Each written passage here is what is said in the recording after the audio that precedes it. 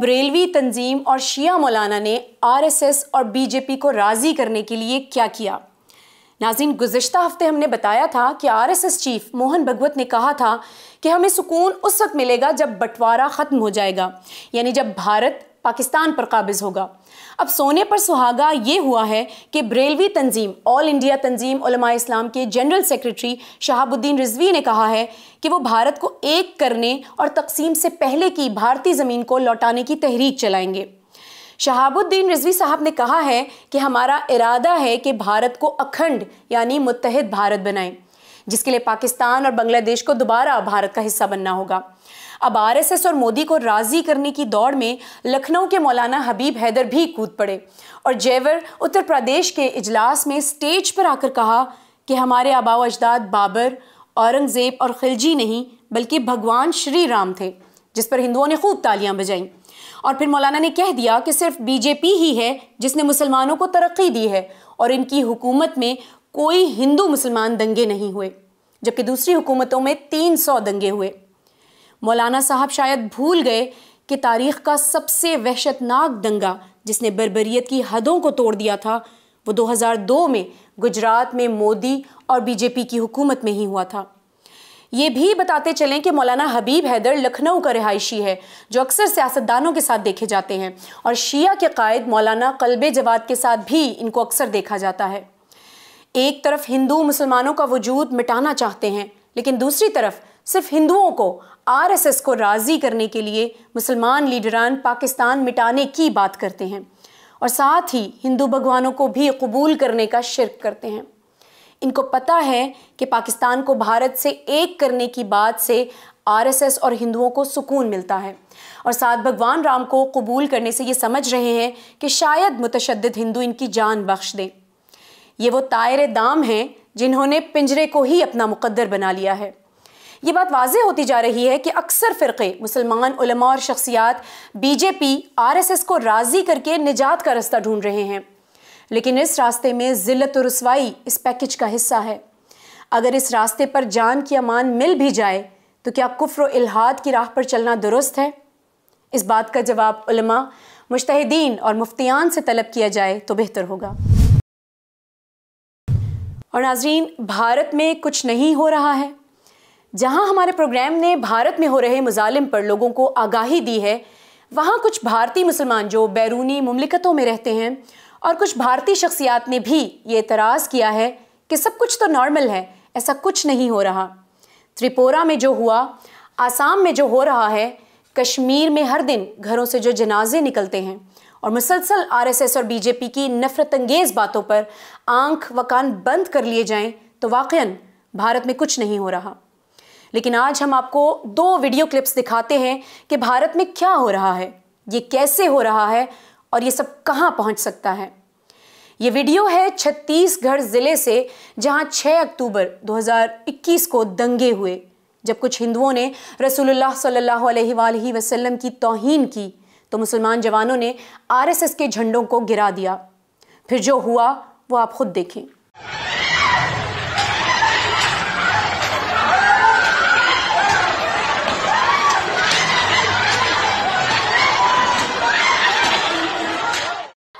बरुआ सागर में आज से 3 दिन पहले से इतनी लड़ाइयाँ हो रही हैं हिंदू मुसलमान के बीच, और मैं मुसलमान, हम लोगों मुसलमानों को सब लोग मार रहे हैं। मेरे भाई को बहुत मारा सब लोगों ने, बहू बेटियों को परेशान कर रहे हैं। पुलिस प्रशासन कुछ नहीं कर रही है, वो हिंदुओं को साथ दे रही है और हिंदू लोग रोज रात को हमारे घरों में घुसते हैं, हमारे भाइयों को मारते हैं। और आपको आगाह करें कि हर अक़लियत को हिंदू होना है। 300 चर्चेस पर हमले। नाज़रीन, भारत के मुतशद्दिद हिंदू सिर्फ इस्लाम के ही नहीं बल्कि ईसाइयत के भी दुश्मन हैं। अमेरिका के मारूफ इंटरनेशनल क्रिश्चियन कंसर्न इदारे के मुताबिक हाल ही में 300 ईसाई चर्चों और इबादत गाहों पर मुतशद्दिद हिंदुओं ने हमले किए और ये भारत की 21 रियासतों में हुए, जिसमें कर्नाटका सर फहरिस्त है। भारत के पायतख्त दिल्ली में भी एक चर्च पर हमला हुआ और हर हमले में बजरंग दल, आरएसएस के 200 से 300 गुंडे हमला करते थे। इस रिपोर्ट के बाद इंटरनेशनल राइट्स कमीशन ने भी अमेरिका से मुतालबा किया कि भारत को ऐसे ममालिक की फहरिस्त में शामिल किया जाए जहां मजहबी आज़ादी हासिल नहीं है। मुतशद्दिद हिंदुओं ने कहा कि भारत का मजहब सिर्फ हिंदू है اور کسی بھی طرح سے بیرونی ممالک سے آئے ہوئے ادیان قابل قبول نہیں ہیں۔ عیسائیت پر یہ الزام ہے کہ مشنری پادریوں نے بڑی مقدار میں پیسہ دے کر پسماندہ ہندوؤں کو عیسائی بنایا ہے، اور عیسائی ہندوؤں کے لیے بدشگون ہیں، اس لیے ان کا وجود قابل قبول نہیں ہے۔ اگر مسلمان حکومت اسلامی کی بات کریں یا ایک ملک ایران میں حکومت اسلامی قائم ہو جائے تو یہ ساری دنیا کے لیے قابل قبول نہیں ہے، لیکن بھارت میں ہندو حکومت قائم ہونے جا رہی ہے جہاں کسی اور مذہب کو کسی بھی صورت میں قبول نہیں کیا جائے گا، اور یہ ہر ایک کو قبول ہے۔ یہ ہے عالمی منافقت اور دوہرا معیار۔ اور ناظرین، آپ کو آگاہ کرتے چلیں استاد سید جواد نقوی کے بیان کے بارے میں، جنہوں نے کہا کہ وسیم رضوی کی جرأت کا سبب بھارتی علماء کی خاموشی ہے۔ 4 دسمبر کی خطبہ جمعہ میں لاہور کی معروف مسجد بیت العتیق کے مرکزی جمعہ نماز کے امام اور جامعہ عروۃ الوثقیٰ کے چیئرمین نے بھارت میں ہونے والے مظالم پر افسوس کا اظہار کیا اور کہا کہ جو آسام اور کشمیر میں ہوا اس نے امریکہ میں بھی ہلچل مچائی، لیکن امریکی حکومت اس پر خاموش ہے۔